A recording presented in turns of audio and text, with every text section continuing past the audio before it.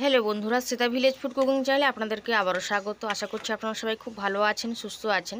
তো বন্ধুরা, আজকে আমি খুবই ছোট্ট একটা রেসিপি নিয়ে চলে এসেছি। বানানো কিন্তু একেবারেই সহজ, কিন্তু খেতে কিন্তু অসাধারণ লাগে।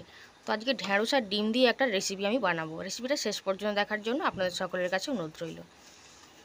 তো ডিম আর ঢ্যাঁড়সের রেসিপিটা বানানোর জন্য ঢ্যাঁড়সগুলোকে কিন্তু আমি এরকম ছোট ছোট করে কেটে নিয়েছি।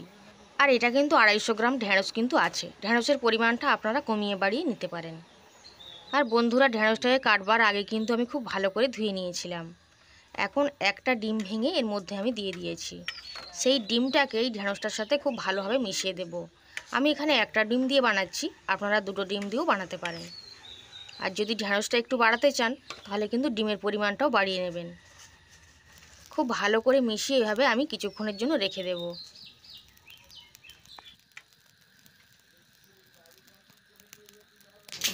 এখন উনানে একটা কড়াই বসিয়ে দিয়েছিলাম, কড়াইতে কিছুটা পরিমাণে তেল দিয়ে দিয়েছি। তো বন্ধুরা, কড়াটা বসানোর সাথে সাথেই কিন্তু কারেন্টটা অফ হয়ে গেছে। তো সেই জন্য লাইটটা একটু কম, মোবাইলের লাইটেই রান্না হচ্ছে। তো যাই হোক, একটা মিডিয়াম সাইজের পেঁয়াজ কেটে নিয়েছিলাম, তো সেই পেঁয়াজটাকে টুকরোটাকে দিয়ে দিয়েছি। পেঁয়াজটাকে এখন মিনিট দুয়েকের মতন একটু ভেজে নেব। পেঁয়াজটা দেখুন অনেকটাই ভাজা হয়ে গেছিলো, লাল মতন হয়ে গেছে। এর থেকে বেশি লাল কিন্তু করার প্রয়োজন নেই। এখন আমি ওই ডিম আর ঢ্যাঁড়সের যে মিশ্রণটা আগে থেকে বানিয়ে রেখে দিয়েছিলাম, তো সেটা কিন্তু আমি দিয়ে দেবো। আর দিয়েই কিন্তু নাড়াচাড়া করবো না, এইভাবে কিন্তু খুন্তিটা দিয়ে বসিয়ে দেবো।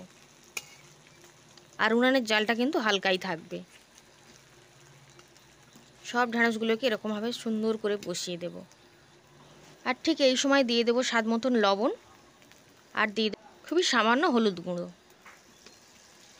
এবার 3 থেকে 4 মিনিট কিন্তু সময় হয়ে গেছে। তো সেই সময় কিন্তু আমি এভাবে উল্টে দিচ্ছি।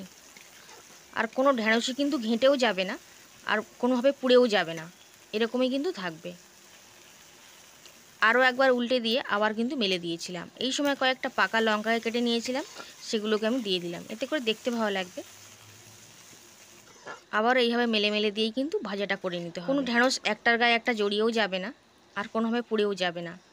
এখন কিন্তু রেসিপিটা আমার রেডি হয়ে গেছে, তাই আমি একটা প্লেটে নামিয়ে নিলাম। খুবই অল্প সময়ের মধ্যে কোনো রকম ঝামেলা ছাড়াই আপনারা বানিয়ে নিতে পারবেন। কিন্তু গরম ভাতের সঙ্গে কিন্তু অসাধারণ লাগে। আপনারা একবার হলেও বাড়িতে বানিয়ে দেখতে পারেন। আশা করি আপনাদেরও কিন্তু খুব ভালো লাগবে। আর এখন আমি একটা চামচ দিয়ে দেখিয়ে দেবো যে প্রত্যেকটা ঢ্যাঁড়সই কতটা সুন্দর রয়েছে। দেখুন, কেউ ভেঙেও যায়নি, জড়িয়েও যায়নি, ঘেঁটেও যায়নি, অথচ খুব ভালোভাবে সেদ্ধও হয়েছে, খুব সুন্দরভাবে রেডি হয়েছে। আর বন্ধুরা, ডিম এবং ঢ্যাঁড়সের এই রেসিপিটা আপনারা ভাত ছাড়াও রুটি, পরোটা যে কোনো কিছু দিয়েও খেতে পারবেন। খেতে বেশ ভালো হয়, আপনারা বানিয়ে দেখতে পারেন। আজকে ডিম এবং ঢ্যাঁড়সের রেসিপিটা কেমন লাগলো কমেন্ট করে কিন্তু অবশ্যই জানাবেন। ভালো লাগলে অবশ্যই আপনারা বাড়িতে বানিয়ে খাবেন। আর অবশ্যই চ্যানেলটিকে লাইক করবেন, শেয়ার করবেন, সাবস্ক্রাইব করে পাশে থাকবেন। আজ তাহলে এই পর্যন্তই, আবার হাজির হব অন্য রেসিপিতে।